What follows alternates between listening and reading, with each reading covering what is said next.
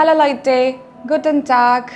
ഇന്ന് നമ്മൾ പഠിക്കാൻ പോകുന്നത് ട്രെൻബാരെ വെർബനെ പറ്റിയിട്ടാണ്. എന്താണ് ട്രെൻബാരെ വെർബൻ?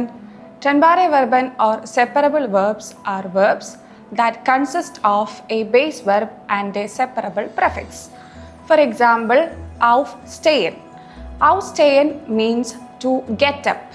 Aufstehenle prefix aufum stehen ആണ് base verb. Einladen to invite. Einkaufen to shop. Mitbringen to bring along. Mitkommen to come along. Anrufen to call. ഇനി ഇതെങ്ങനെ ഒരു സെൻറ്റൻസിലേക്ക് വരുമ്പോൾ നമ്മൾ യൂസ് ചെയ്യുമെന്ന് നോക്കിയാലോ.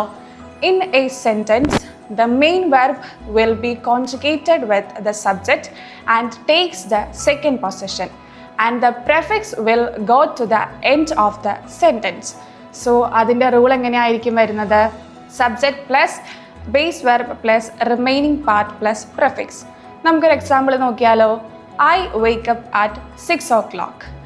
Ich stehe 6 Uhr auf. I am inviting my friends. Ich lade meine Freunde ein. നമുക്ക് വേറൊരു കേസും കൂടെ പരിചയപ്പെടാം. ട്രെൻബാരെ വെർബിൻ്റെ കൂടെ മൊഡാൽ വെർബ് വന്നാൽ എങ്ങനെയായിരിക്കും വരുന്നതെന്ന് നോക്കിയാലോ. When the modal verb comes together with the ട്രെൻബാരെ വെർബൻ, modal verb will take the second position and conjugate along with the subject, and the ട്രെൻബാരെ വെർബൻ will move to the end of the sentence in infinitive form. So അതിൻ്റെ rule എങ്ങനെയായിരിക്കും വരുന്നത്? Subject plus modal verb plus remaining part plus infinitive form of the ട്രെൻബാരെ വെർബൻ. നമുക്ക് വീണ്ടും ഒരു example നോക്കാം. You can call me. So here can എന്താണ്?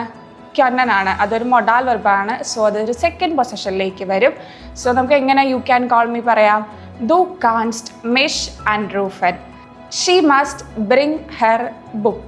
ഇവിടുത്തെ ട്രെൻബാരെ വെർബ് എന്താണ്? mitbringen. ഇവിടുത്തെ മൊഡാൽ വെർബ് എന്താണ്? müssen.